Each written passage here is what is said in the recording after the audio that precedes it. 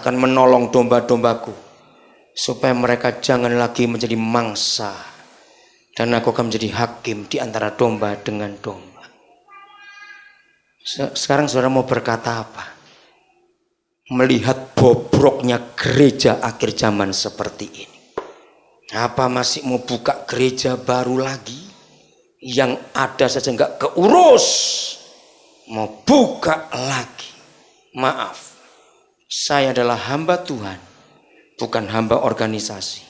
Kalau Tuhan saya menyuruh, saya lakukan. Organisasi boleh melarang, saya nggak peduli, karena ini kebenaran. Katakan amin. Dengar pelayan-pelayan Tuhan, siapa yang kau layani selama ini? Jujur, jangan pura-pura. Yang Maha tahu isi hati kita. Siapa yang suka kau kunjungi? Siapa yang suka kau SMS? Orang miskin gak punya handphone. Maaf saya berkata, sudah waktunya domba-domba kurang ajar ini bertobat, saudara. Yang menghabiskan kekayaan surgawi sampai lebih dari 90%. What's next? Pikirkan orang-orang susah itu. Lukas 14 ayat 15 mulai. Inilah hati Yesus Gembala Agung kita yang penuh dengan belas kasihan kepada orang miskin, orang susah, orang menderita, janda, anak yatim. Katakan amin. Inilah hati Yesus. Mendengar itu, berkatalah seorang dari tamu-tamu itu kepada Yesus, berbahagialah orang yang akan dijamu dalam kerajaan Tuhan. Tetapi Yesus berkata kepadanya, ada seorang, ini pasti orang kaya, mengadakan perjamuan besar dan ia mengundang banyak orang. Orang kaya sebabnya. Menjelang perjamuan itu dimulai, ternyata saudara, ribuan tahun yang lalu standing party itu sudah ada. Dan ini contohnya. Ini standing party. Tahu istilahnya? Kita sekarang banyak bukan? Nggak repot-repot, pesta berdiri. Datang, ketemu pengantinnya, langkan, terus pulang.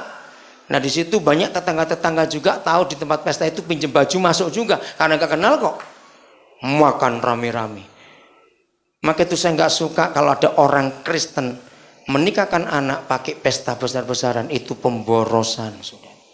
Itu show off, itu pamer, itu kesombongan.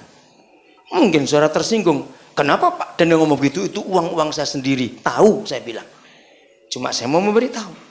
Lebih baik uang pesta. Sekarang ini saudara nggak cukup 100 juta loh orang pesta kawin di hotel tertentu.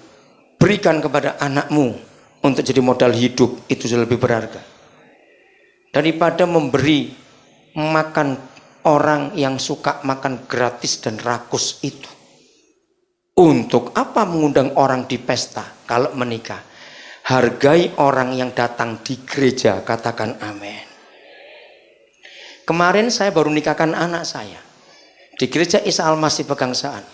Gembala dan majelisnya kaget, saudara. Pesta zaman sekarang nggak sampai 2 juta rupiah. Nikah. Majelis dan jemaat sampai heran. Saya nggak pakai roti pengantin tart, itu nggak ada. Saya beli roti di Bekasi, teman sendiri punya bakery. 1 kotak 5.000 rupiah. Sederhana. Nggak pakai mobil pengantin, pakai taksi. Nggak apa-apa, nggak berdosa kok. Kenapa? Tapi orang hadir di jamaah Tuhan luar biasa. Hadirat Tuhan, saya berkata, saya itu berapa kali berkati pernikahan. Bahkan nggak pakai pakaian pengantin, saudara.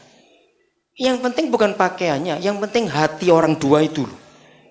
Yesus layak datang nggak untuk hati mereka? Itu yang penting. Pakaiannya mewah, kalau Yesus nggak mau hadir mau apa? Sampai semua yang datang kemarin heran. Ternyata bisa juga ya jadi indah dan menyenangkan, mengharukan pesta sederhana ini. Benar, itu hati saya. Tidak ada anak saya yang menikah dengan pesta, tidak ada. Saya toh kalau punya uang saya pun gak akan kasih.